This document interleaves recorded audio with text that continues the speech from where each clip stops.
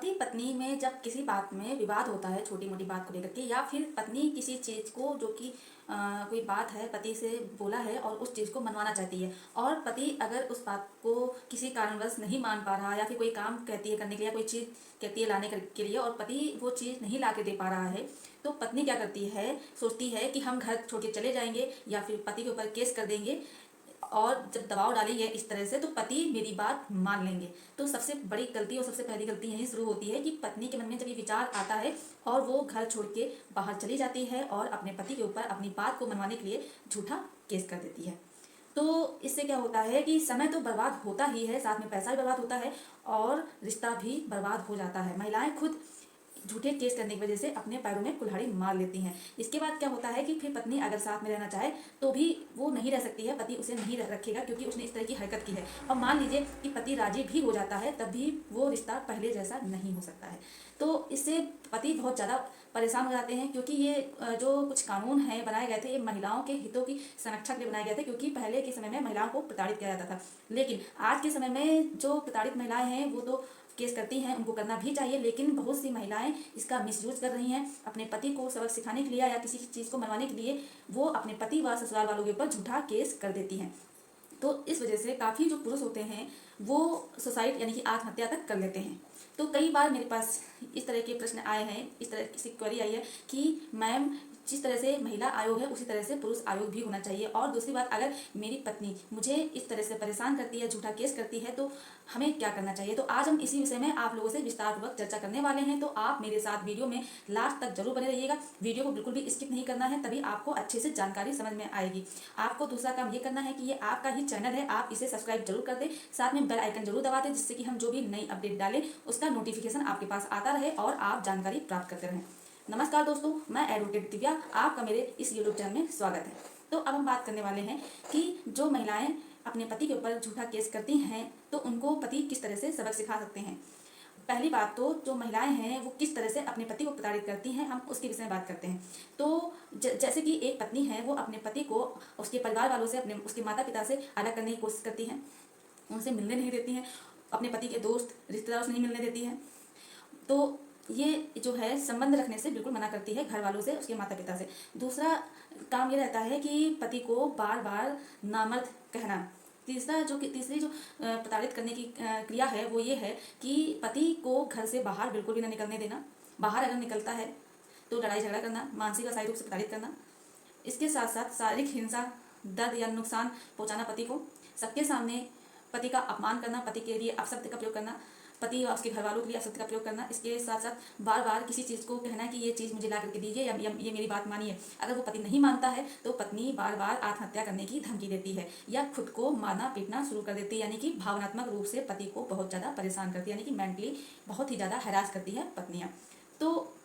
ऐसे में पति बहुत ज़्यादा परेशान हो जाता है, उसे समझ में नहीं आता है क्या करे, उसका जीना दुश्वार हो जाता है, यानी कि उसका जीना बेकार हो जाता है। तो इस तरह से जब पति आए दिन परेशान होता है, फिर इसके बाद उसके पास कोई भी रास्ता नहीं बचता है, या तो वो इस रिश्ते से अलग होना चाहता है, ख़त्म करना चाहता है, या फिर वो आत्महत्या कर लेता है। और पत्नी क्या करती है, वो जब अपनी कोई बात रखती है पति के सामने और पति नहीं सुनता है या फिर किसी कारणवश नहीं कर पाता है, उसकी बात नहीं मान पाता है, तो पत्नी घर छोड़ के चली जाती है, अपने मायके या कहीं अलग जाकर रहने लगती है और अपने पति के ऊपर झूठा केस करती है। वो सोचती है कि ऐसा करने पर मेरा पति जो है वो झुक जाएगा और जो मैंने कहा है वो मेरी बात मान लेगा। इस तरह से वो पति व पति के घर वालों को बहुत ही ज़्यादा मेंटली व फिजिकली परेशान करती है। तो ऐसे में क्या करना है कि पहली बात तो, अगर इनमें से किसी भी तरह से आपको आपकी पत्नी परेशान कर रही है, जो कि हमने आपको कारण बताए हैं, अगर इनमें से किसी तरह से आपको पत्नी परेशान कर रही है तो आप पहली बात उसका प्रूफ यानी कि एविडेंस यानी कि साक्ष्य कलेक्ट करने की कोशिश कीजिए। और आपके पास साक्ष्य होगा तो आप इनमें से कोई भी कारण हो, इसके आधार पर आप अपनी पत्नी से पूछे बिना, यानी कि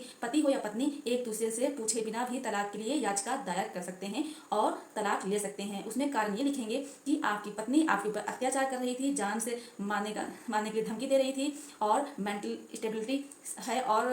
उसका डर है। इस तरह से आप याचिका कर सकते हैं कोर्ट में तलाक के लिए। और तलाक आप अपनी पत्नी से ले सकते हैं, पत्नी अपने पति से व पति अपने पत्नी से तलाक ले सकते हैं। मान लीजिए कि आपकी जो वाइफ है आपको गंदी संदी गालियाँ देती है, अपशब्द बोलती है, सबके सामने जो भी, अगर आपको कोई घर में रिश्तेदार आते हैं या दोस्त आते हैं, उनके सामने कुछ भी बोलने लगती है, आपको गाली गलौज देने लगती है या सब बोलती है, या फिर आप अगर कहीं बाहर होते हैं, कुछ लोगों के साथ बैठे होते हैं, तो वहाँ पर जाकर के आपकी पत्नी आपको गाली गलौज देती है या आपके लिए अपशब्द का प्रयोग करती है, तो आपको बिल्कुल भी परेशान नहीं होना है। और जो आईपीसी की धारा 294 है, उसके तहत आप अपनी पत्नी की कंप्लेन यानी कि एफआईआर दर्ज करा सकते हैं और अपनी पत्नी को सजा भी दिला सकते हैं, जो कि सजा का प्रावधान आईपीसी के जो धारा 294 है, उसमें बताया गया है कि आप 3 माह तक की सजा दिला सकते हैं, या फिर जुर्माने से, या फिर सजा व जुर्माने दोनों से दंडित करा सकते हैं। इसके साथ साथ अगर आप मान लीजिए कि आपकी पत्नी तो आपके साथ इस तरह का व्यवहार करती है, इसके साथ साथ आपके जो ससुराल वाले हैं वो सब एक साथ मिल करके आपको गाली गलौज देते हैं, आपके साथ दुर्व्यवहार करते हैं, यानी कि आपको अपशब्द बोलते हैं कहीं भी किसी के भी सामने, तो आप जो आईपीसी की धारा है 120B, उसके तहत आपराधिक साजिश रचने का केस भी दर्ज करा सकते हैं और पत्नी व पत्नी के घर वालों को सजा आप दिला सकते हैं। इसके साथ साथ मान लीजिए कि आपकी वाइफ ने आपके ऊपर झूठा दहेज का केस किया है, तो जब पत्नी झूठा दहेज का केस करती है, तो फिलहाल जो नया कानून है उसके तहत पहले क्या होता था कि पत्नी जब कोई केस करती थी पति के अगेंस्ट में, तो तुरंत पत्नी की जो बात कंप्लेन होती थी एफआईआर दर्ज कर ली जाती थी। लेकिन अब जो नया कानून है उसके तहत ये बोला गया है कि अगर कोई भी पति या पत्नी कंप्लेन लेके आते हैं, तो पहले ये जांच की जाएगी कि जो ये कंप्लेन कर रही है, जो एफआईआर दर्ज करा रही है, इसमें सच्चाई है या नहीं है, इसके बाद ही कंप्लेन दर्ज की जाएगी। लेकिन मान लीजिए कि पत्नी ने झूठा केस कर दिया है, तो आप सीआरपीसी की जो धारा है 227, उसके तहत आप अपनी पत्नी के खिलाफ शिकायत दर्ज करा सकते हैं। और मान लीजिए आपकी वाइफ ने आपके ऊपर घरेलू हिंसा का केस कर दिया है झूठा ही, कि आप मेरे पति मुझे बहुत ज़्यादा प्रताड़ित करते हैं, मुझसे दहेज की डिमांड मेरे पति और मेरे पति घर वाले कर रहे थे, जो कि मेरे घर वाले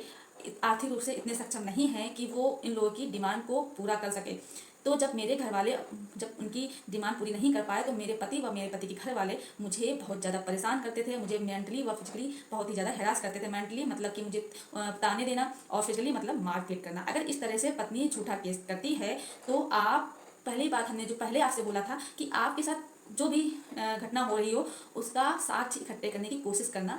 जब भी आपकी वाइफ धमकी दे रही हो या फिर किसी तरह से वो प्रतिक्रिया कर रही हो आपको परेशान करने के लिए, तो आपको मोबाइल में रिकॉर्डिंग कर लेनी है, या फिर ऑडियो रिकॉर्डिंग या वीडियो रिकॉर्डिंग आपको तुरंत कर लेनी है, और भी पत्नी को शक हुए बिना करनी है, जिससे कि आप उसे किसी भी समय एज आ एविडेंस जरूरत पड़ने पर दिखा सकते हैं। तो मान लीजिए कि आपकी वाइफ घरेलू हिंसा का केस करती है, तो जब वो पत्नी झूठा केस कर रही है, तो आपके पास जब एविडेंस होगा तो आप ये दिखा सकते हैं, अपनी बात रख सकते हैं, और जब साबित हो जाता है तो आप अपनी पत्नी के खिलाफ आईपीसी का जो धारा है 191, उसके तहत अपनी पत्नी को सजा दिला सकते हैं, जो कि इसकी सजा का प्रावधान धारा 193 में दिया गया है, जिसमें बताया गया है कि झूठा साक्ष्य दे करके कोई कंप्लेन अगर लिखवाता है तो उसको 3 वर्ष तक की सजा का उसमें प्रावधान दिया गया है, और जुर्माने से भी दंडनीय होगा वह व्यक्ति। इसके अंतर्गत क्या होता है कि अगर पति को ऐसा लगता है कि पत्नी व पत्नी के घर वाले कोर्ट में या पुलिस थाने में कहीं पर भी झूठे सबूत पेश कर रहे हैं, तो ये दावा कर सकता है 191 के तहत, यानी कि झूठे साक्ष्य देने के लिए, जिसमें कि हमने अभी बताया है कि धारा 193 में सजा का इसका प्रावधान भी दिया गया है। और अगर मान लीजिए कि आपका पति बेरोजगार है और पत्नी कमाऊ है, तो ज़्यादातर केसेस में क्या होता है कि पत्नी मेंटेनेंस का दावा करती है अपने पति के अगेंस्ट कि मुझे मेरे पति से मेंटेनेंस दिलाया जाए, क्योंकि मैं अपने आप को मेंटेन करने में सक्षम नहीं हूँ। लेकिन अगर आपका पति, यानी कि अगर आप शारीरिक मानसिक रूप से सक्षम नहीं है खुद को मेंटेन करने में या कहीं काम करने में, और आपकी वाइफ कमाती है, तो आप भी मेंटेनेंस ले सकते हैं, यानी पति भी मेंटेनेंस ले सकता है। लेकिन अगर मान लीजिए कि पति सक्षम है शारीरिक रूप से पैसे कमाने के लिए, खुद को मेंटेन करने के लिए, तब वो अगर मेंटेनेंस के लिए कहता है तो मेंटेनेंस उसे नहीं मिल सकता है। तो अगर पति अक्षम है, वो खुद को मेंटेन करने में वो नहीं मेंटेन कर पा रहा है, तो वो अपनी पत्नी से मेंटेनेंस ले सकता है। इसके साथ में क्या है कि पति पत्नी के बीच में जो भरण पोषण के लिए लड़ाई होती है आपस में, तो इसमें क्या है, जो हिंदू मैरिज एक्ट का जो धारा है 25, उसके तहत जो महीने के हिसाब से मेंटेनेंस तय किया जाता है। तो जो बच्चे होते हैं उसमें बच्चों के लिए ये होता है कि बच्चे को मेंटेन कौन करेगा, यानी कि बच्चे का भरण पोषण कौन देखेगा। तो इसमें माँ बाप दोनों की जिम्मेदारी है कि बच्चे का भरण पोषण करेंगे। केवल बाप के ऊपर ही ये जिम्मेदारी नहीं है कि पिता ही बच्चे का भरण पोषण करे, इसमें माँ और पिता दोनों की जिम्मेदारी है अपने बच्चे को पालने के लिए, यानी बच्चे का भरण पोषण करने के लिए। इसके साथ साथ मान लीजिए कि कई बार ऐसा होता है कि पत्नी मैरिटल रेप का इल्ज़ाम लगाती है अपने पति के ऊपर, तो ऐसा बिल्कुल भी नहीं है। पत्नी जो है पति के ऊपर मैरिटल रेप का इल्ज़ाम नहीं लगा सकती है, क्योंकि पत्नी मैरिटल रेप का केस नहीं कर सकती है। क्योंकि ये मैरिटल रेप कोई अपराध नहीं है, कहीं भी इसका प्रावधान नहीं दिया गया है कि ये एक ऑफेंस है। लेकिन जो ये रेप है इसका एक अपवाद दिया गया है, जो कि धारा आईपीसी की 375 में बताया गया है कि अगर किसी की पत्नी 15 साल तक की है, तो 15 साल की पत्नी है, अगर उसके साथ उसका पति सेक्सुअल रिलेशन बनाता है यानी शारीरिक संबंध बनाता है, तो वो एक रेप की कैटेगरी में आएगा। और इसके साथ साथ मान लीजिए कि आपकी वाइफ है और वो बालिग है, शादी हो चुकी है, लेकिन पति पत्नी जैसे रहते हैं उस तरह से नहीं रह रहे, यानी कि पत्नी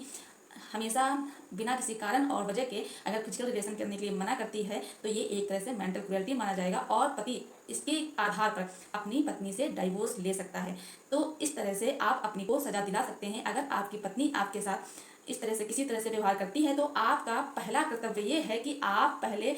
एविडेंस कलेक्ट कीजिए, कलेक्ट करने की कोशिश कीजिए। और अगर पत्नी आपके साथ आपके ऊपर केस कर देती है, तो आप इन आधार पर जो भी एविडेंस आपने इकट्ठा किए हैं उन्हें दिखा करके कोर्ट में ये प्रूव कर सकते हैं कि आपकी वाइफ झूठी है। और जब ये साबित हो जाएगा तो आप अपनी वाइफ को इस तरह से सबक सिखा सकते हैं झूठा केस करने के लिए। तो ये जानकारी आपको ज़रूर पसंद आई होगी। तो ये वीडियो अपने दोस्तों को, रिश्तेदारों को ज़रूर भेजें, जिससे कि उन्हें भी इस चीज़ की जानकारी हो। और वीडियो अगर पसंद आई हो तो वीडियो को लाइक ज़रूर कर दीजिएगा। और चैनल को अगर अभी तक सब्सक्राइब नहीं किया है तो प्लीज़ चैनल को सब्सक्राइब ज़रूर कर दीजिएगा। धन्यवाद।